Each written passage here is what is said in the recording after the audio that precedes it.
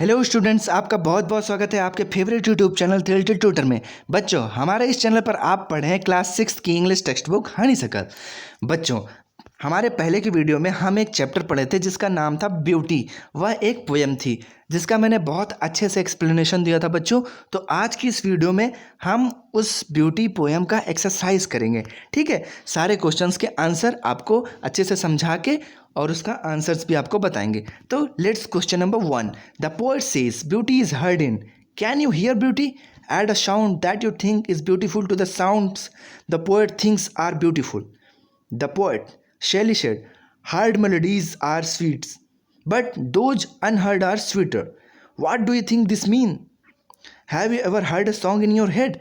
How after the song was sung or played? तो बच्चों, जैसे कि हम पोएम में देखी थे उसमें लिखा था ब्यूटी इज़ हर्ड इन। ठीक है, तो यहाँ पर पूछ रहा है कैन यू हियर ब्यूटी, क्या आप ब्यूटी को सुन सकते हैं? Add a sound that you think is beautiful, एक आप साउंड ऐड करिए जो आप समझते हो कि वो ब्यूटीफुल है। To the sounds the poet things are beautiful, जो कि पोएट सोचता है कि वो साउंड ब्यूटीफुल है। तो यहाँ पर एक पोएट की लाइन लिखी हुई है, ब्लैक कलर में हाईलाइटेड है। द पोएट शेली शेड, एक पोएट है जिनका नाम है शेली, कहते हैं हर्ड मेलोडीज आर स्वीट, जो सुनी हुई मेलोडीज़ रहती हैं। मेलोडीज़ मतलब धुन होती है, जैसे गाने की धुन नहीं होती है, उसी को बोलते हैं मेलोडीज़। तो हार्ड मेलोडीज़ आर स्वीट, जो सुनी हुई धुन रहती है वो मीठी होती है। But those unheard are sweeter, लेकिन जो सुनी हुई नहीं होती हैं वो ज़्यादा मीठी होती हैं, ज़्यादा स्वीट होती हैं। What do you think this means? तुम क्या समझते हो कि इसका मतलब क्या है? Have you ever heard a song in your head? क्या तुमने कभी अपने दिमाग में ऐसा कोई सॉन्ग सुना है? Long after the song was song और प्लेड, कितना देर तक यह सॉन्ग आपके दिमाग में चलता रहता है या बजता रहता है? तो चलिए बच्चों, इसका आंसर देखते हैं कि इसका आंसर क्या है।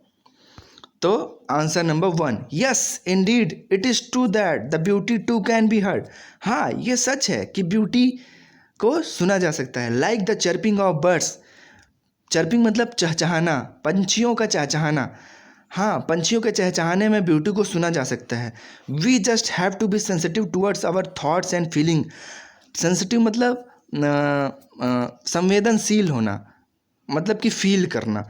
तो हमें बस अपने थॉट्स और फीलिंग की तरफ सेंसिटिव होना ज़रूरी है। ठीक है, संवेदनशील होना ज़रूरी है, हमें अपने सोच और अपनी फीलिंग के लिए सेंसिटिव होना ज़रूरी है। Our power to think, imagine and anticipate the things is greater than the act itself. हमारा जो सोचने का पावर है, इमेजिन करने का पावर है, वो बहुत ज़्यादा महान होता है काम करने के से लेकर। ठीक है, मतलब कि हमारी जो सोचने की पावर होती है, जो इमेजिन करने की पावर होती है, ठीक है, वो काम करने से कई ज़्यादा स्ट्रांग होती है। The poet says that, poet कहता है that when we hear melodies, जब हम मेलोडीज़ कोई भी धुन जब हम सुनते हैं, वी फाइंड इट स्वीट, हम इसे मीठा महसूस करते हैं। But long after these melodies can be heard in our thoughts as they gets tune inside, लेकिन बाद में भी ये हमारी सोच में सुनाई देती हैं, जैसे कि ये हमेशा हमारे अंदर बसती रहती हैं। Yes I too have heard a song in my head, तो आंसर में कह रहे हैं कि हाँ, मैं भी एक सॉन्ग अपने हेड में, अपने दिमाग में सुनता रहता हूँ। लॉन्ग आफ्टर इट वॉज संग और प्लेड, और ये चलता रहता है काफ़ी टाइम तक हमारे दिमाग में। ठीक है बच्चों, ये था क्वेश्चन नंबर 1 का आंसर नंबर 1।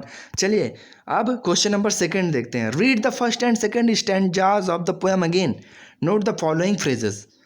पहला और दूसरा स्टैंजा, स्टैंजा मतलब पैराग्राफ पोएम का, पहला और दूसरा पैराग्राफ पोएम का पढ़िए।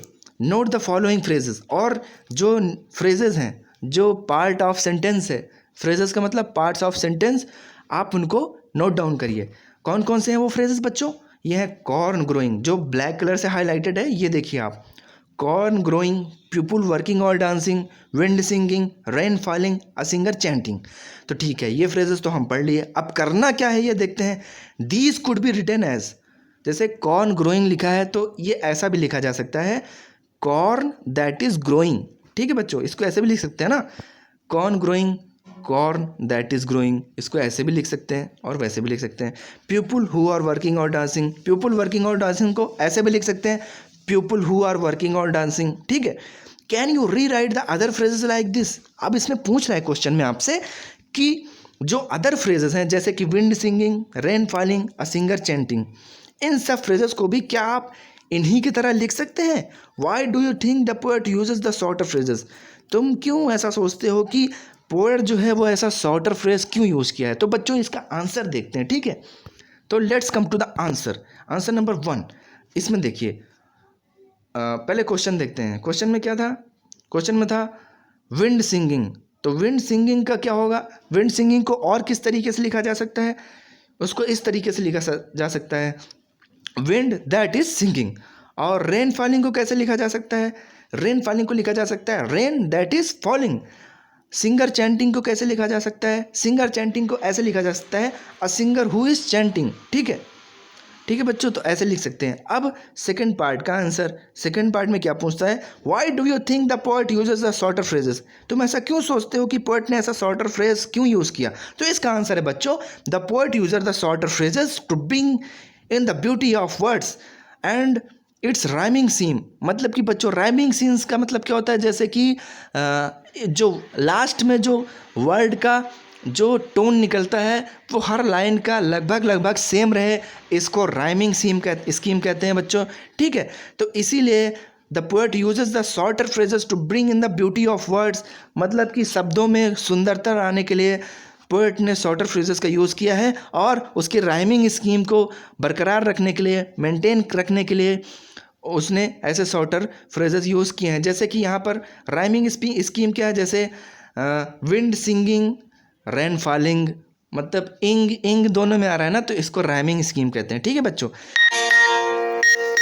ही must have wanted to give a lucid meaning to his poem, वह अपने पोएम को एक आसान अर्थ देना चाहता था। ठीक है, इसलिए उन्होंने ऐसा किया। ठीक है, ल्यूसिड मतलब सिंपल, सरल, आसान। ठीक है, इसलिए उन्होंने ऐसा वो मतलब राइमिंग वर्ड्स यूज़ किए हैं। ठीक है बच्चों, आशा करता हूँ आपको ये एक्सरसाइज पसंद आई होगी। फिर भी अगर आपको कोई डाउट होता है, कुछ समझ में नहीं आता है, तो आप कमेंट में लिख के पूछ सकते हैं। I will be there for you, मैं आपकी हेल्प करने के लिए हमेशा तैयार हूँ। ठीक है बच्चों, और अगर आपको वीडियो पसंद आया हो तो never forget to give thumbs up, like करना ना भूलें। बच्चों आप अपने दोस्तों में भी शेयर कर दो, जिससे थोड़ा बहुत उनको भी फ़ायदा मिल जाए। और अगर चैनल पर नए हैं तो सब्सक्राइब कर दीजिए। Thank you so much for watching, keep smiling, thank you so much.